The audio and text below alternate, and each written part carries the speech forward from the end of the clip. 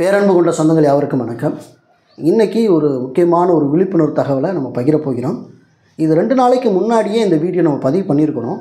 ஏன்னா 6ஆம் தேதியே அதை குறித்தான அறிவிப்பு வெளியே வந்துருச்சு. ஆனால் நம்ம டிலே பண்ணி நம்ம வெளியிடுறோம். காரணம்னா ஒரு பணிச்சுமை காரணமாக நம்மளால் வீடியோ பதிவு பண்ண முடியல. என்ன தகவல் அப்படின்னு கேட்டிங்கன்னா, 28 மாவட்டங்களுக்கு ஊரக உள்ளாட்சி தேர்தல் 2019 டிசம்பரில் நடத்தப்பட்டது. அதிலிருந்து தேர்வு செய்யப்பட்ட பிரதிநிதிகள் எல்லாமே 2020 ஜனவரி மாதம் பதவி பிரமாணம் மேற்கொண்டாங்க. ஊராட்சி மன்ற தலைவர்கள், ஊராட்சி வார்டு உறுப்பினர்கள், ஒன்றிய கவுன்சிலர்கள், மாவட்ட ஊராட்சி கவுன்சிலர்கள் இவர்கள் எல்லாமே பொறுப்பேற்றுக் கொண்டார்கள். அவர்களுடைய பதவிக்காலம் கடந்த ஜனவரி 5, 2025 முடிந்தாயிற்று. அப்படிங்கிற போது இப்போ கிராம ஊராட்சியில் ஊராட்சி மன்ற தலைவர் இல்லை, வார்டு உறுப்பினர் கிடையாது, துணைத் தலைவர் கிடையாது, யாருமே இல்லை. மக்களால் தேர்வு செய்யப்பட்ட பிரதிநிதிகள் இல்லை. ஏன்னா தேர்தல் நடத்தப்படலை, அது இடம் காலியாகவே இருக்குது. அதே போல் தான் ஒன்றிய ஊராட்சியும் அதே மாதிரி மாவட்ட ஊராட்சியும் இங்கே காலியாக கிடக்கு. இப்போ இந்த பணிகள் எல்லாம் தேங்கக்கூடாது. இப்படி காலியாக கிடந்தால் பணிகள் யாரும் செய்வது? இப்போ கிராம ஊராட்சி அத்தியாவசியமான தேவை, ஸ்ட்ரீட் லைட் போடணும், இல்லை ஒரு பைப் லைன் உடச்சி போயிடுச்சு அதை அடைக்கணும், இல்லை அத்தியாவசியமாக ஏதோ ஒரு தேவைப்படுது. அப்படிங்கிற போது ஊராட்சி தலைவர்கிட்ட நம்ம சொல்லிகிட்டு இருந்தோம், ஊராட்சி வார்டு உறுப்பினர் சொல்லிட்டு இருந்தோம். இப்போ யாருக்கிட்ட போய் சொல்கிறது? அந்த பணியும் தேங்கக்கூடாது. ஏன்னா மக்களுக்கான அடிப்படை தேவைகள் அன்றாடம் நடந்துகிட்டே இருக்கணும். ஏன்னா ஊரக தேர்தல் நடத்துவதற்கான தற்போது சாத்தியக்கூறுகள் இல்லாதனால இதற்கென்று தனி அலுவலர்களை கட்டாயமாக நியமித்து ஆக வேண்டும் என்று தமிழக அரசு ஒரு முடிவு செய்து அவசரமாக ஒரு சட்டம் ஏற்றி என்ன பண்ணிட்டாங்க அப்படின்னா, தனி அலுவலர்களை கடந்த 6/1/2025 அன்று நியமனம் செய்து உத்தரவு பிறப்பிச்சிட்டாங்க. கிட்டத்தட்ட பார்த்தீங்கன்னா மாவட்ட ஊராட்சி நிர்வாகத்தை பொறுப்பேற்று நடத்தக்கூடிய அலுவலர்கள் யார், அதே மாதிரி ஒன்றிய ஊராட்சி நிர்வாகத்தை பொறுப்பேற்று நடத்தக்கூடிய அலுவலர்கள் யார், கிராம ஊராட்சி நிர்வாகங்களுக்கு யார் பொறுப்பேற்றுக் கொண்டா, இந்த விவரங்களை எல்லாமே தெள்ள தெளிவாக சொல்லியிருக்காங்க.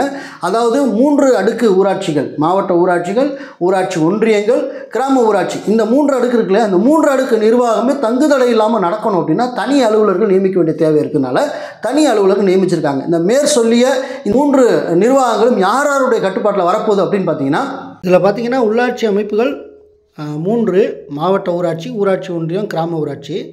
இதில் மாவட்ட ஊராட்சிக்கு தனி அலுவலர் யார் அப்படின்னு கேட்டால், கூடுதல் இயக்குனர், கூடுதல் ஆட்சியர் வளர்ச்சி, இணை இயக்குனர், திட்ட இயக்குனர், மாவட்ட ஊராட்சி முகமை. இவங்க தான் மாவட்ட ஊராட்சி நிர்வாகத்துக்கு பொறுப்பாளர்கள், தனி அலுவலர்கள் அப்படின்னு சொல்லலாம். ஊராட்சி ஒன்றியத்திற்கு யார் அப்படின்னு கேட்டால், ஊர வளர்ச்சி உதவி இயக்குனர் ஊராட்சிகள், உதவி இயக்குனர் தணிக்கை, இவங்க தான் ஊராட்சி ஒன்றிய நிர்வாகத்திற்கு பொறுப்பான தனி அலுவலர்கள். கிராம ஊராட்சி பொறுத்த வரைக்கும் பார்த்திங்கன்னா, வட்டார வளர்ச்சி அலுவலர், கிராம ஊராட்சிகள், கிராம ஊராட்சி பிடிஓ தான் முழு கண்ட்ரோலாக இருக்குது. இப்போ ஒரு ஊராட்சி ஒன்றியத்தில் 40 ஊராட்சிக்கு மேலே இருக்குது அப்படின்னு பார்த்திங்கன்னா, 40 கிராம ஊராட்சிக்கும் இவங்க தான் தனி அலுவலராக இருந்து இவங்களுக்கு கீழே இருக்கக்கூடிய ஊராட்சி செயலாளர் இவங்களாம் செயல்படுவாங்க. ஸோ இவங்களுடைய கடமைகள், பொறுப்புகள் எல்லாத்தையுமே நம்ம அப்படியே தொடர்ச்சியாக பார்க்கலாம். இந்த 3 கேட்டகரி அலுவலர்களுடைய கட்டுப்பாடெலாம் வரப்போகுது. உதாரணமாக பார்த்தீங்கன்னா, இப்போ கிராம ஊராட்சிகள் எல்லாமே பிடிஓ கண்ட்ரோலுக்கு போயிடுச்சு. இப்போ கிராம ஊராட்சியில் எந்த ஒரு செயலையுமே செய்யணும் அப்படின்னா மக்களுடைய கருத்தை கேட்டு தீர்மானமாக இயற்றப்பட வேண்டும்ங்கிறத ரொம்ப தெளிவாக சொல்லியிருக்காங்க. மக்கள் என்ன கோரிக்கை வைக்கிறார்களோ அதை தீர்மானமாக ஏற்றுக்கொண்டு அந்த வேலைகளை நடத்துவதற்கு கிராம ஊராட்சி பிடிஓ அவர்கள் அதற்கு செயல்முறை வடிவம் கொடுக்கணும் அப்படிங்கிறத ரொம்ப தெளிவாக அந்த அரசாணையிலே சொல்லியிருக்காங்க.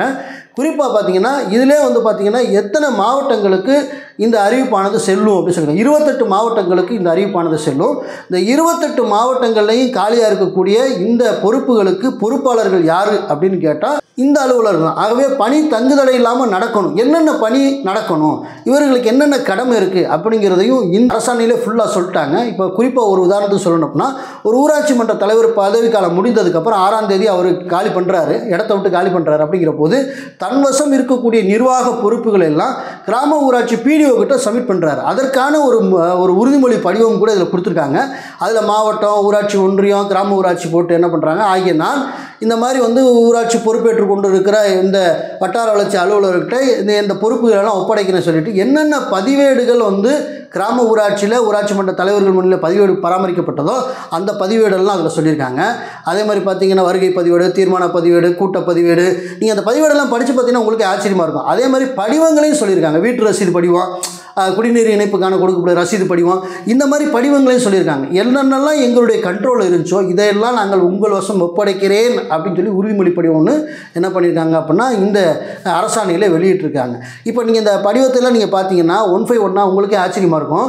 ஏன்னா இவ்வளவு நாள் நம்மளுக்கு தெரியாத ஒரு விஷயம் என்னென்னா, கிராம ஊராட்சியில் இவ்வளோ டாக்குமெண்ட்ஸ் இருக்குது அப்படின்னு தெரிந்தாலும் கூட அது ஆர்டிஓ மூலம் கேட்டால் அதை பார்க்க விட மாட்டாங்க, அதை பற்றி உண்மையான தகவல் தர மாட்டாங்க. ஆனால் இப்போ இவங்களே என்கிட்ட இவ்வளோ இருந்துச்சு, இருக்கிறப்பறம் அவங்க வாசம் நான் ஒப்படைச்சிட்டேன் அப்படின்னு சொல்லி ஊராட்சி மன்ற தலைவரே உறுதிமொழி கொடுக்குற அளவுக்கு இந்த உறுதிமொழி படிவம் அமைஞ்சிருக்கு. ஆகவே இதை வைத்து மேற்கோள் காட்டிய நம்ம ஆர்டிஓ எடுத்து பயன்படுத்தி என்னென்ன பதிவேடுகளை பார்க்க நம்மளுக்கு விருப்பம், என்னென்ன படிவங்களை நம்ம பார்வையிட நமக்கு விருப்பங்கிறத நம்ம ஆர்டிஓ போட்டு பதிவு பண்ணிக்க முடியும். அதே மாதிரி ஊராட்சி ஒன்றிய குழு தலைவர் என்ன பண்ணுறாரு அப்படின்னா, அவரும் தன்வசம் இருக்கக்கூடிய பதிவேடுகள், தன்வசம் இருக்கக்கூடிய வங்கி கணக்கு எல்லாத்தையுமே என்ன பண்ணுறாருன்னா உயர் தனி அலுவலகத்தை சப்மிட் பண்ணுறாரு. அதே மாதிரி மாவட்ட ஊராட்சி குழு தலைவர் என்ன பண்ணுறாரு அப்படின்னா, அவரும் அதே தான் என்ன செய்கிறாருன்னா சப்மிட் பண்ணுறாரு. இதெல்லாம் தெளிவாகவே எல்லாமே இந்த அரசாணையிலே சொல்லியிருக்காங்க. 22 பக்கங்கள் கொண்ட இந்த பிடிஎஃப் இருக்குது. நான் அதை ஓரளவு உங்களுக்கு எல்லாமே நான் முழுசாக வாசிக்கணும்னா டைம் எடுக்குங்கிறக்காண்டி எல்லாத்தையும் சுருக்கி உங்களுக்கு ஒரு காணொலியாக வெளியிடணுங்கிறக்காண்டி தான் உங்களுக்கு நான் அதை வெளியிட்டு இருக்கேன். குறிப்பாக பார்த்தீங்கன்னா ஊராட்சி நிர்வாகம் இனிமேல் இணைய வழியாக மாறிடுச்சு. நீங்கள் வீட்டு ரசீது கட்டுறா இருந்தாலும் இணையவெல்லாம் கட்டணும், தண்ணீர் வரி ரசீது கட்டுறா இருந்தாலும் இணையவெல்லாம் கட்டணும், அதே மாதிரி பிளான் அப்ரூவலாக இருந்தால் இணையவெல்லாம் நீங்கள் பண்ணிக்கணும். எல்லாமே டிஜிட்டல் மயமாக்கப்பட்டிருக்குது. நேரடி பரிவர்த்தனைகள் எதுவுமே கிடையாதுங்கிறது இதில் ரொம்ப தெளிவாக சொல்லியிருக்காங்க. அதே மாதிரி செக் ஓவர் முன்னாடி 3 பேர் கொடுத்துருந்தாங்க. யாருக்கு? ஊராட்சி மன்ற தலைவர், துணைத் தலைவர், ஊராட்சி செயலாளருக்கு கொடுத்துருந்தாங்க. ஓடிபி முறையில் டிஎன் பாஸ் என்ற அந்த முறையில் என்ன பண்ணியிருந்தாங்க அப்படின்னா பணம் எடுத்துக்கிட்டு இருந்தாங்க. இப்போ அதே முறை தான் இருக்குது. ஆனால் இப்போ அலுவலருடைய நடைமுறை மாறுது. இப்போ முழுக்க பிடிஓ கண்ட்ரோலுக்கு கீழே போயிடுது. இப்போ ஊராட்சி செயலாளர் பிடிஓ உங்களுடைய கண்ட்ரோலுக்கு கீழே போய் அவங்க நிர்வாகத்தின் கீழே தான் ஒவ்வொரு பணியும் செயல்படுத்தப்படும். ஒவ்வொரு பணியும் செயல்படுத்துறதுக்கு முன்னாடி மக்களுடைய கருத்தை கேட்டு தீர்மானங்களை இயற்றித்தான் செய்யணும் அப்படிங்கிறதையும் தெளிவாக அந்த அரசாணையில் சொல்லியிருக்காங்க. ஆகவே உறவுகளாகி நீங்கள் உங்கள் ஏரியாவில் ஒரு விஷயம் நடக்கலை அப்படின்னா நீங்கள் இனிமேல் ஊராட்சி மன்ற தலைவருக்கு ஃபோன் பண்ணி என்னங்க எங்கள் ஊரில் தண்ணி வரலங்க, எங்கள் ஊரில் இந்த மாதிரி கரண்ட் இல்லைங்க, லைட் எரியலைங்க சொல்ல முடியாது. ஏன்னா முடிஞ்சிச்சு அவங்களோட பதவிக்கலாம். நானே என்ன அறியாமல் இன்றைக்கி ஒரு தம்பி எனக்கு ஃபோன் பண்ணி என்ன இந்த பைப் லைன் ஒரு இடத்துல உடச்சி போதுனே, அதை அடைக்கணும்னே, என்னென்ன செய்கிறதுன்னு சொல்லி என்கிட்ட கேட்டான். அவனுக்கு ஞாபகம் இருக்குது பிரசிடெண்ட்டோட பதவிக்காலம் முடிஞ்சிச்சு. ஆனால் எனக்கு ஞாபகம் என்ன பண்ணுறேன், மறுபடியும் ஃபோன் அடிக்கிறீங்க இந்த ஊராட்சி மன்ற தலைவருக்கு. ஃபோன் அடித்த உடனே ஆமாம் இல்லை இப்போ இல்லையே அவர் பதவிக்காலம் முடிஞ்சிருச்சு அப்படின்னு அதுக்கப்புறம் யோசிக்கிறேன்.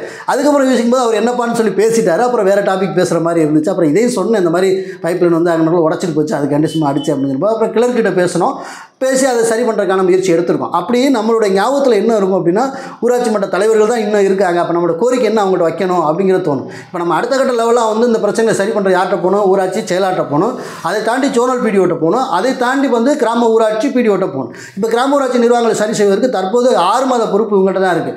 வருகிற 5/7/2025 வரைக்கும் 6 மாத காலத்திற்கு இந்த தனி அலுவலர்கள் தான் பொறுப்பேற்றுக் கொண்டிருக்கிறார். ஆகவே எந்த ஒரு பிரச்சனையாக இருந்தாலும் இவர்கள்ட்ட தான் நம்ம சொல்லணும். சரி, இவர்கள் சரியாக தன்னுடைய பொறுப்பை கடமையை செய்யலை அப்படின்னா நம்ம யார்கிட்ட புகார் கொடுக்குறோம்னா மாவட்ட ஆட்சியர் தான் ஊராட்சிகளின் ஆய்வாளர். ஆகவே அவர்கிட்ட நம்ம இந்த கவனத்துக்கு கொண்டு போய் இந்த வேலை நடக்கலை அப்படின்னா நடக்க வைக்கிறதுக்கு முயற்சி பண்ண முடியும் அப்படிங்கிற தகவலை உங்களுக்கு சொல்லிக்க விரும்புகிறேன்.